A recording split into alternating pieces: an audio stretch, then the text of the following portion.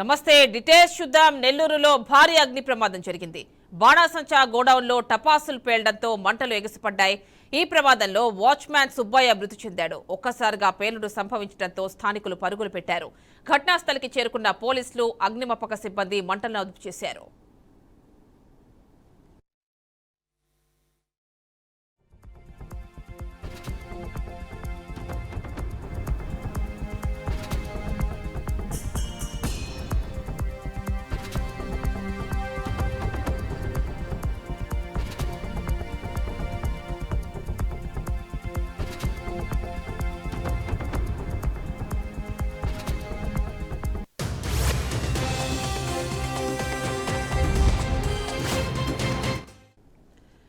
నెల్లూరులో భారీ అగ్ని ప్రమాదం జరిగింది. బాణాసంచా గోడౌన్లో టపాసులు పేలడంతో మంటలు ఎగిసిపడ్డాయి.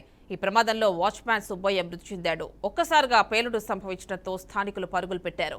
ఘటనా స్థలికి చేరుకున్న పోలీసులు, అగ్నిమాపక సిబ్బంది మంటలను అదుపు చేశారు.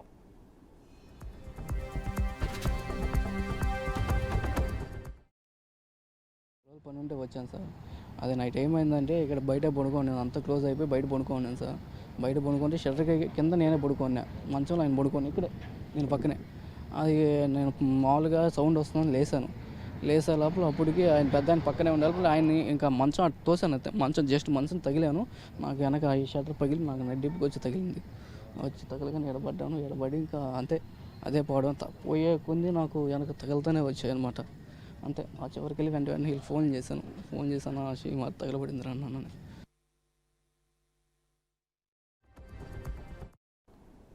ఇంకా నెల్లూరులో బాణాసంచా తయారీ గోడౌన్లో పేలుడు సంభవించింది.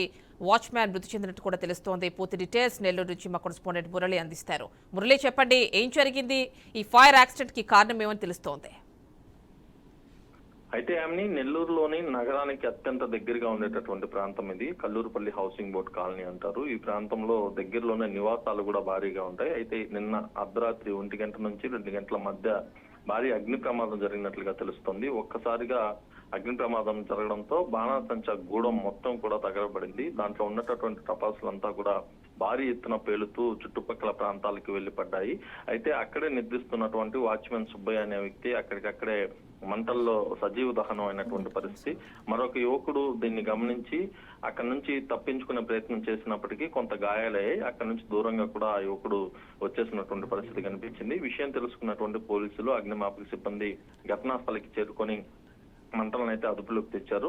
అయితే ఒక వ్యక్తి మాత్రం మృతి చెందాడు. చుట్టుపక్కల ప్రాంతాల్లో ప్రజలు ఒక్కసారిగా బాణాసంచా గూడెంను తగలబడడం, పేలిపోవడంతో భయభ్రాంతులకు గురైనటువంటి స్థానికులంతా కూడా పరుగులు తీశారు. ఇళ్లకి సమీపాన టపాసుల గూడెం ఎందుకు పెట్టారంటూ కూడా ప్రశ్నిస్తున్నారు. అయితే అనేక సంవత్సరాల నుంచి కూడా ఇక్కడ 2 టపాసుల గూడెంలు కూడా ఉన్నాయి. అయితే ఒక్కసారిగా ఈ ప్రమాదం జరగడంతో ప్రమాదానికి గల కారణాలపైన అయితే పోలీసులు ఆరా తీస్తున్నారు. కేసు నమోదు చేసి చేస్తున్నారు. ప్రస్తుతం నిన్న అర్ధరాత్రి ఈ ఘటన జరిగింది. అదే పగలు సమయంలో కానీ జరుగుంటే చుట్టుపక్కల అనేక మంది కూడా ఉండేవాళ్ళు. ఆ సమయంలో కనుక ఇలాంటి ఫైర్ యాక్సిడెంట్ జరుగుంటే ఎన్నో ప్రాణాలకు నష్టం కూడా వాటిల్లి ఉండదని చెప్పి స్థానికులు భయభ్రాంతులకు గురవుతున్నారు. Right Muralikrishna, thank you.